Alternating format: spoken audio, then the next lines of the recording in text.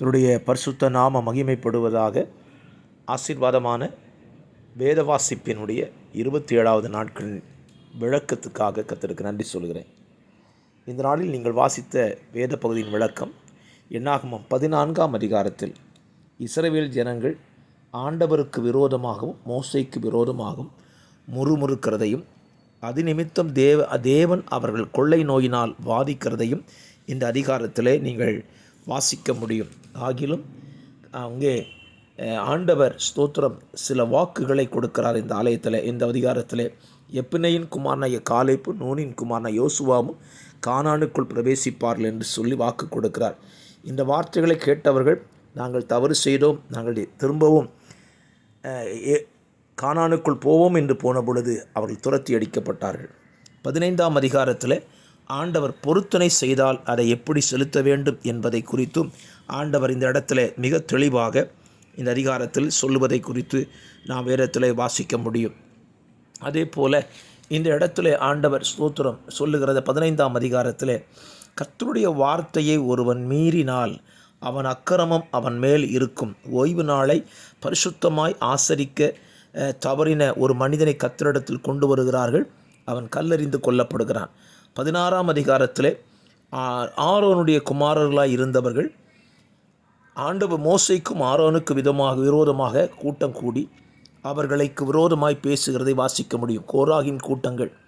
இது நிமித்தம் மோசே ஒரு காரியம் செய்கிறார். 250 தூப கலசங்களை கொண்டு வர சொல்கிறார். அதில் கர்த்தர் யார் அங்கீகரிக்கிறார் என்று சொன்ன பொழுது கர்த்தர் கோராகு தாத்தான் அபிராம் கூட்டத்தை பூமியை பிளந்து அவர்களை அழித்து போடுகிறதையும் கர்த்தருடைய அக்கினி சந்நிதியிலிருந்து புறப்பட்டு தூபம் காட்டின 250 பேரையும் பட்சித்தது என்பதையும் இந்த அதிகாரத்தில் நீங்கள் வாசிக்க முடியும். ஆண்டவர் எப்பொழுதெல்லாம் இஸ்ரவேல் ஜனங்களை அழிக்க திட்டமிடுகிறாரோ அப்பொழுதெல்லாம் மோசே திறப்பிலே போய் நின்று ஜனங்களுக்காக பரிந்து பேசுகிறான். ஏராளமான பேர் இந்த அதிகாரத்தில் மரித்து போவதை பார்க்க முடியும். 17ஆம் அதிகாரத்தில் கர்த்தர் தெரிந்து கொண்ட மனுஷன் யார் என்பதை ஒரு வாதுமை கம்பினாலே, மாதுமையின் மரத்தினுடைய கோலினாலே கர்த்தர் ஆரோனை வித்தியாசப்படுத்தி காண்பிக்கிறார்.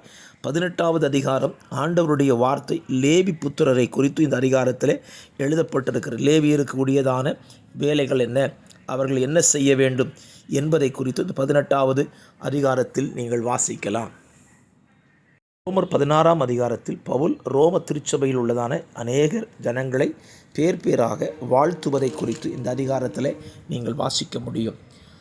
1 கொரிந்தியர் 1வது அதிகாரத்தினுடைய விளக்கம். இந்த அதிகாரத்தில் கொரிந்து சபையை வாழ்த்துகிறவன் கொரிந்து சபையில் இருக்கிறதான பிரிவுகளை குறித்து அவன் கண்டிக்கிறான். காரணம், கிறிஸ்துவை சார்ந்தவர்கள் என்றும் அப்போல்லோ சபையை சார்ந்தவர்கள் என்றும் கேபாவை சார்ந்தவர்கள் என்ற பிரிவினை சொல்லுகிறான். இந்த அதிகாரத்தில் ஞானிகளை வெட்கப்படுத்தும்படி தேவன் உலகத்தில் பைத்தியமானவைகளை தெரிந்து கொண்டார் என்று எழுதுகிறான். 2ஆம் அதிகாரத்தில் ஆண்டவருடைய ஸ்தோத்திர ஜனங்களுக்கு அவன் சொல்லும் பொழுது 2ஆம் அதிகாரத்தில் ஸ்தோத்திரம் ஆண்டவருடைய வார்த்தையை கொரிந்து சபை எப்படி அறிந்து கொள்ள வேண்டும், எப்படிப்பட்டவர்களாக இருக்க வேண்டும். அவர்கள் மனுஷனுடைய ஆவியினன்றி மனுஷனுக்குரியவைகளை அறிய முடியாது, அப்படியே தேவனுடைய ஆவியிலன்றி தேவனுக்குரியதை ஒருவனும் அறிய முடியாது என்று சொல்லியும் இந்த இடத்தில் எழுதுகிறான். ஆவிக்குரியவன் நிதானித்து அறியப்பட வேண்டும் என்றும் எழுதுகிறான். 3ஆம் அதிகாரத்தில் அந்த சபையிலே கொரிந்து சபையில் காணப்படுகிறதான பொறாமை வாக்குவாதங்களை குறித்து அவன் மிக தெளிவாய் கண்டித்து எழுதுகிறான். அவன் சொல்லுவான், உங்களுக்குள்ளே பிரிவினைகள் இருக்கக்கூடாது. ஸ்தோத்திரம் நடுகிறவனாலும் நீர் பாய்ச்சுகிறவனாலும் அல்ல, விளையச் செய்கிற தேவனாலே ஆகும் என்று சொல்லுகிறான். இந்த அதிகாரத்தில் தேவ ஆலயம் யார் என்றும் அந்த ஆலயத்தை குறித்து விவரிக்கிறான். 4ஆம் அதிகாரத்திலே அப்போஸ்தலனாகிய பவுல் அந்த உக்கிரான பொறுப்பை குறித்து இந்த அதிகாரத்தில் மிக தெளிவாக சொல்வதை குறித்து நீங்கள் வாசிக்க முடியும். தேவனுடைய ராஜ்யம் பேச்சில் அல்ல பலத்தில் இருக்கிறது என்பதையும் இந்த அதிகாரத்தில் அவன் வெளிப்படுத்துகிறான். இப்படி வேதத்தை வாசித்து அதில் உள்ள முக்கிய குறிப்புகளை தெரிந்து வைத்து கொள்ளுங்கள். அது உங்களுக்கு பிரயோஜனமாக இருக்கும் என்பதில் சந்தேகமே இல்லை. ஜெபிக்கலாம். பரிசுத்த பிதாவே, இந்த நாளின் வேத தியான பகுதியில் நம்முடைய பிள்ளைகள் வாசித்து புரிந்து கொள்ள காரியங்களை அவருடைய மனதில் எழுதி கொள்வீராக. வேதத்தை நேசிக்கவும் வாசிக்கவும் கிருபை தாரும். இரட்சகராம் இயேசுவின் நாமத்தில் இந்த நாளின் வேத தியானத்தை வாசித்த பிள்ளைகளையும் ஆசீர்வதியும்.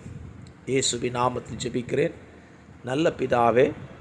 ஆமேன், ஆமேன், ஆமேன்.